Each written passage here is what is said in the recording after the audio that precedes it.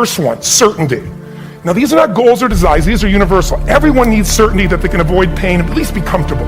Now how do you get it? Control everybody, develop a skill, give up, smoke a cigarette.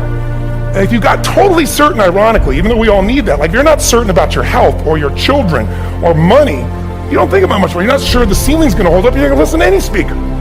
But while we go for certainty differently, if we get total certainty, we get what? What do you feel if you're certain? You know what's gonna happen, when it's gonna happen, how it's gonna happen, what would you feel? Bored out of your mind. So God, in her infinite wisdom, gave us a second human need, which is uncertainty. We need variety. We need surprise. How many of you here love surprises? Say aye. You like the surprises you want. The ones you don't want, you call problems, but you need them. So variety is important. Have you ever rented a video or a film that you've already seen? Who's done this? Why are you doing it? You're certain it's good because you read it before, saw it before, but you're hoping it's been long enough you've forgotten enough there's variety. Third human need, critical, significance. We all need to feel important, special, unique. You can get it by making more money. You can do it by being more spiritual. You can do it by getting yourself in a situation where you put more tattoos and earrings in places humans don't want to know. Whatever it takes. The fastest way to do this, if you have no background, no culture, no belief in resources or resourcefulness, is violence. If I put a gun to your head and I live in the hood, instantly I'm significant. 0 to 10, how high? 10. How certain am I you're going to respond to me? 10. How much uncertainty? Who knows what's going to happen next? Kind of exciting. Like climbing up into a cave and doing that stuff all the way down there. Total variety and uncertainty. And it's significant, isn't it? So you're willing to risk your life for it. So that's why violence has always been around and will be around unless we have a consciousness change as a species. Now you can get significance a million ways, but to be significant, you got to be unique and different. Here's what we really need. Connection and love, fourth need. We all want it. Most people settle for connection because love's too scary. Don't want to get hurt. Who here has ever been hurt in an intimate relationship? Say aye. And you're going to get hurt again. Aren't you glad you came to this positive visit? But here's what's true. We need it. We can do it through intimacy, through friendship, through prayer, through walking in nature. If nothing else works for you, get a dog. Don't get a cat, get a dog. Because if you leave for 2 minutes, it's like you've been gone for 6 months when you show back up again 5 minutes later, right? Now, these first four needs, every human finds a way to meet. Even if you lie to yourself, even if you have split personalities. But the last two needs, the first four needs are called the needs of the personality, is what I call them. The last two are the needs of the spirit. And this is where fulfillment comes. You won't get fulfillment from the first four. You'll figure a way, smoke, drink, do whatever, meet the first four. But the last two, number 5, you must grow. When you start thinking there is no future, you go into what we call learned helplessness, a place where you just kind of give up. And if you get to that place of giving up, then you have no power over your life. That's when people get depressed. That's when people do crazy, stupid things. That's when people want to turn to drugs or alcohol or sometimes suicide or just total frustration and anger, and their life starts to do the opposite of a breakthrough. It becomes completely stuck and in pain or in ongoing suffering. If you and I are going to break out of that, we got to see it as it is. We're not here to be positive thinking people. You got to see what's really going on. But if you're overweight, you can't say to yourself, well, I'm big boned. That's not why you're overweight. You're overweight because you don't work out, you eat certain things, you eat Cheetos all day long, watching TV. I don't know what it is you do, but I know it's not just because you're big boned.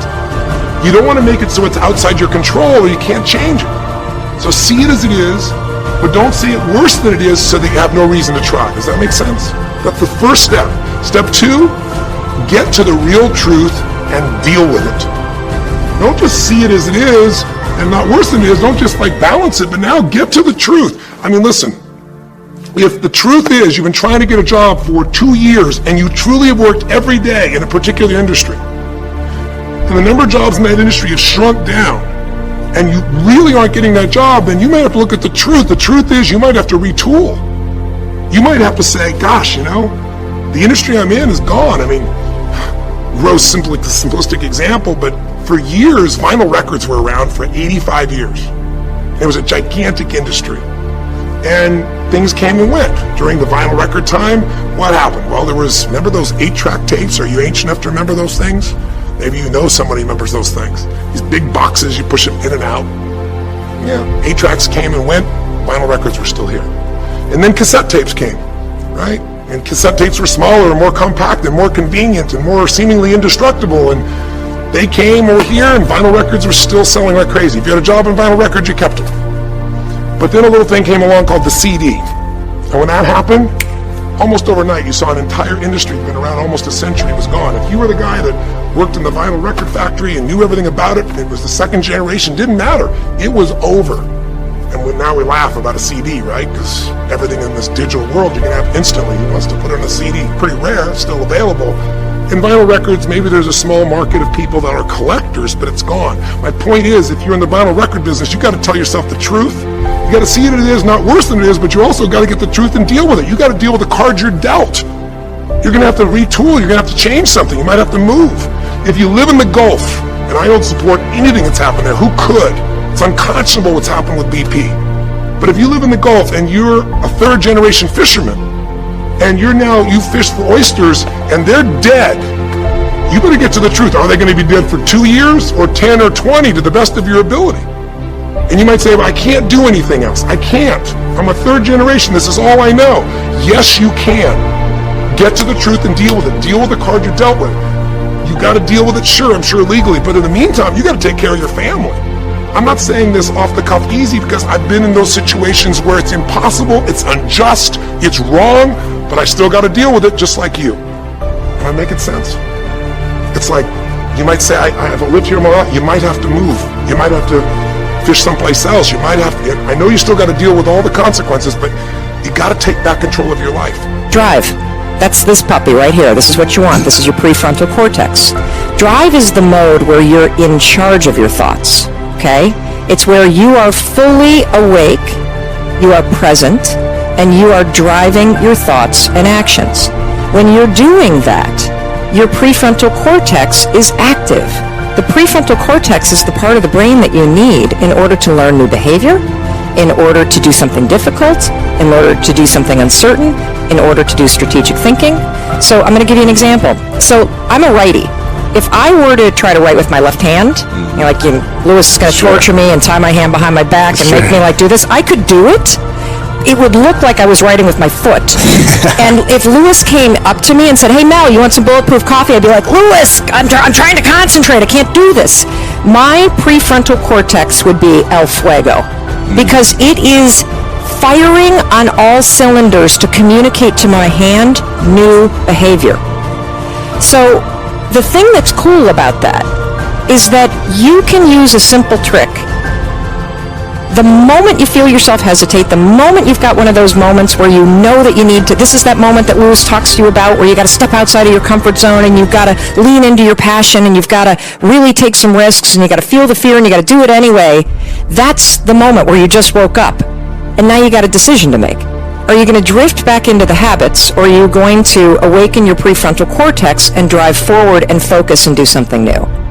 When I started WineLibrary.com transformation for my business, I had time. I worked my face off every minute. But we didn't have a whole lot of money in our profit center, so it took more time, right? It's just the way it is. Today, I have more money, but boy, don't I have time. But neither, ever will be an excuse for me. And so, just to drill this through the throat of the Vayner Nation, that's right, I went that graphic. Don't smile, D-Rock.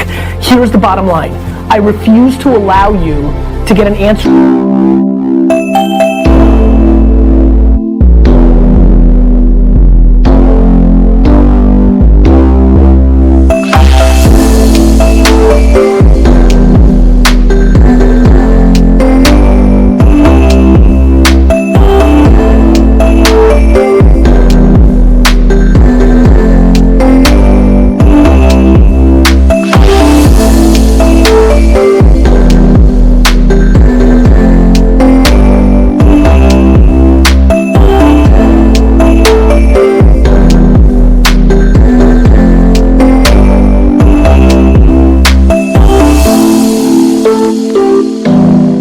To that question because both of them are firmly square in the excuse column and I have no patience for that. There will always be problems. Let's talk about a million other things that are a way to stop success.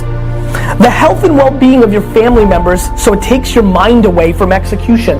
The country you live in's government and political, concepts at these moments, a la startups in China that I've invested in that got traction, but then people that were wired into the government decided to not allow it to happen, and then the startup disappeared. Not as easy to be an entrepreneur there. It's still a communist country. Sorry, it just is. And so all these things can be problems, right? There's a competitor with $1 billion who's also skilled and punches you in the mouth and knocks you out in the first round, right? The world changing. I mean, there's just a million obstacles, right? The media, one bad coverage of you, a moment in time. You know what I think about a lot? You know what I think about a lot? Let's get really real. This is why we did this show. I'm a human being. And I always think about a moment in time. What if I just say the wrong thing at the wrong time, right? What if I call out China for being a communist country in an episode while I'm on a rant, and somebody who's watching doesn't like the way that tastes, and it takes away a business opportunity for me in China in 7 years, even though I'm not trying to zing, it's just things that I saw. What if I look down on my phone while I'm driving, even though I've really not done that, and I hit somebody and I kill them, and that becomes the story, and they're like, forget about the story about what you think of me. I will never recover from that because I killed somebody because I needed to check a tweet. These are moments in time. So there are so many things that can keep you from being successful, right? The people that you invested in, having something bad happen to them, so it slows you down.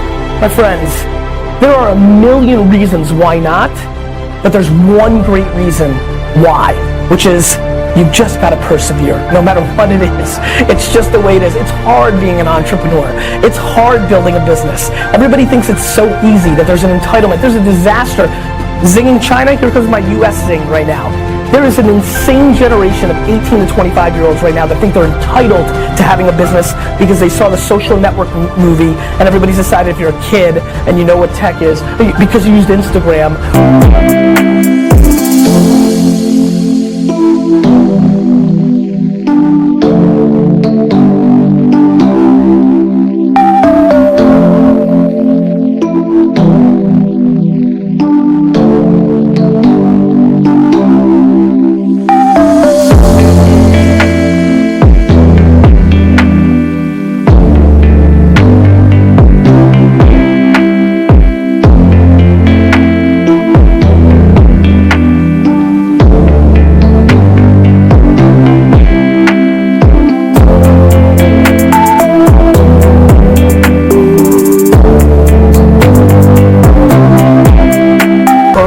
You're entitled to actually build a business. Building a business is hard. And you know what makes it really hard? Everything that happens every day of every moment. So, you can pick time, you can pick money as the one or two things that you think stop you from winning your game, but the truth is, there's a million reasons. 99% of businesses go out of business for a reason, and that reason is, it's hard.